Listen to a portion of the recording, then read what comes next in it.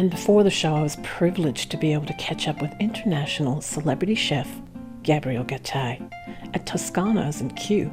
He'll be joining us throughout the season with wonderful tips on how to select fresh fruit and veggie for his special recipes.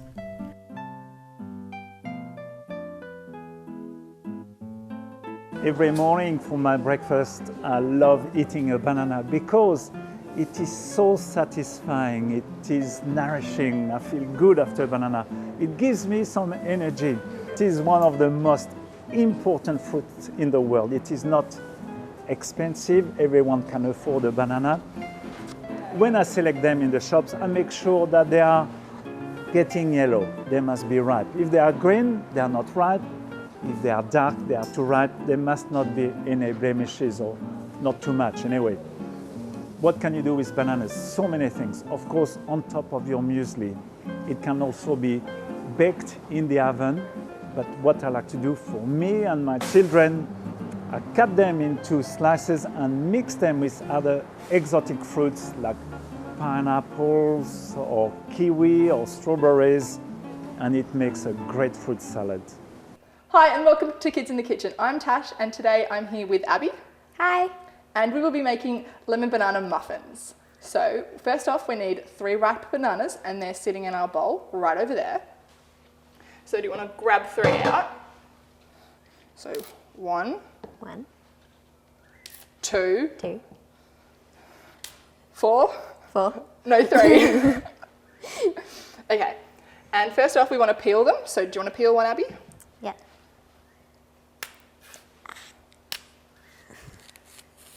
You want to make sure you've washed your hands before you do this because you might have dirt on them or bacteria or just gross stuff. So it's a smart idea to wash your hands, which we already have.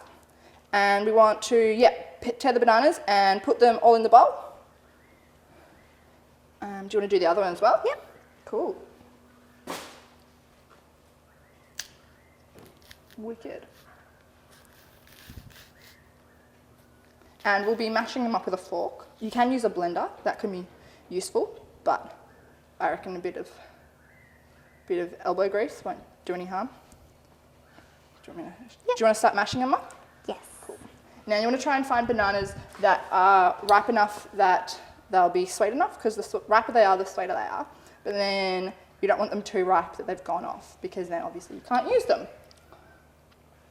That's it, we want to try and mash it all up. We'll mash away. The other ingredients we have a cup of wholemeal self-rising flour, a cup of normal flour, 1/3 a cup of coconut oil, which has solidified a bit, but that's okay because we can all going to go in there at one point and it'll cook up nicely. And then we've got 1/3 of a cup of brown sugar and 2/3 of a cup of milk. And we've also got 2 eggs. So there's nothing really special we need to do with this. We just need to kind of mash up the bananas and then put everything together, and then we'll chuck it in the oven for 15 to 20 minutes. So yeah, how you doing? You look like you're mashing up a bit. Yeah. I see it, get into it. Just go for it, stab him. You could be brutal. This is easier.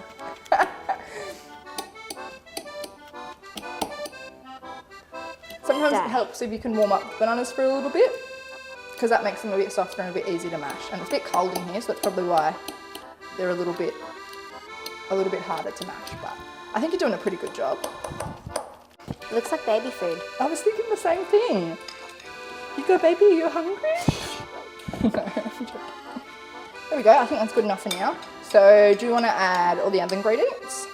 So do you want to add the flour? There we go, so that is 1 cup of wholemeal self-raising flour. Yep, all of it. Why wholemeal? Wholemeal has higher fibre and more nutrition in it than plain flour. Oh. But we're about to undo all the good stuff with a cup of normal self-rising flour. It's just because sometimes if you use all wholemeal, it can get a bit sticky and a bit hard, and not as soft and yummy. So, do you want to stir some of that then? Yep. That bowl's a bit small though. I think we're struggling a little bit. Have to make sure the flour doesn't get out of the bowl. Cheeky flour, trying to escape, trying to escape. So then I reckon we'll add the last dry ingredient. So that is 1/3 cup of brown sugar. Why brown sugar? Because it gives a different flavour than white sugar. So brown sugar gives a kind of a darker flavour, a richer flavour. So it adds a bit different taste. Do you want to mix that up? Mm-hmm. There we go. And while you're doing that, I'll just grab the lemon. So with the lemon, we want to cut it in half so that we can get 2 halves that we can then juice from there. So make sure you're always careful with knives and make sure you keep your hands away from where you're cutting it. And so you want to cut it slowly. There we go. So now we've got 2 lemon halves. And to juice it, we've got this thing, which is an old style juicer. And you just put it on the top and you just twist it around to try and get all the juice out.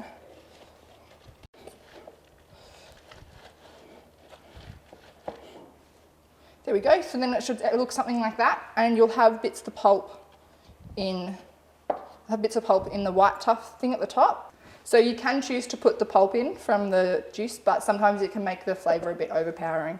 So I think we'll leave it out for the day. Do you want to have a go at juicing the other half of the lemon? Yep. Go for it. There you go. So that's it. Yep, you put it on top and you just push down and you squeeze and twist. There you go. You're a pro at this. Good job. Good job. Go muscles, go! So we can put this to the side. Just want to keep it out of the way because we'll make a mess regardless. I mean, this is us.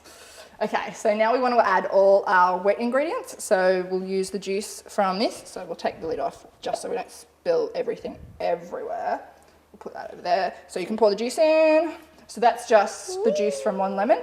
And now we're going to add the 2/3 cup of milk. So do you want to do the honours? Yep. There we go. Wicked. And we're going to add the coconut oil, which has gone a bit solid, but that's okay because we can just use the fork to scrape it all out. So yeah, just scrape around the sides. It looks pretty cool solid, doesn't it? Oh my god. Oh, the inside's gone still liquid. So that was 1/3 cup of coconut oil. How did you get it liquid? Well, we put it in the microwave at first, but make sure you don't put any metals in the microwave. That's not a smart idea. So we put about 1/3 cup in and put it in the microwave for a few seconds and let it liquefy. Getting fingers nice and dirty.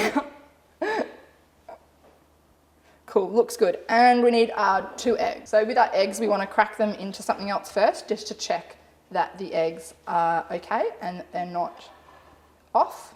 So do you want to crack the eggs into the glass container? Yep. Ta-ta-ta.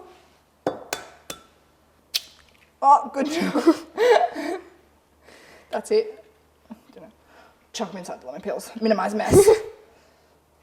Cool, and you didn't even get any shells in there. Woo! That's my worst habit. Yeah, I accidentally get shells in there all the time. I'm like, oh no, what do I do now? Good job. Wicked.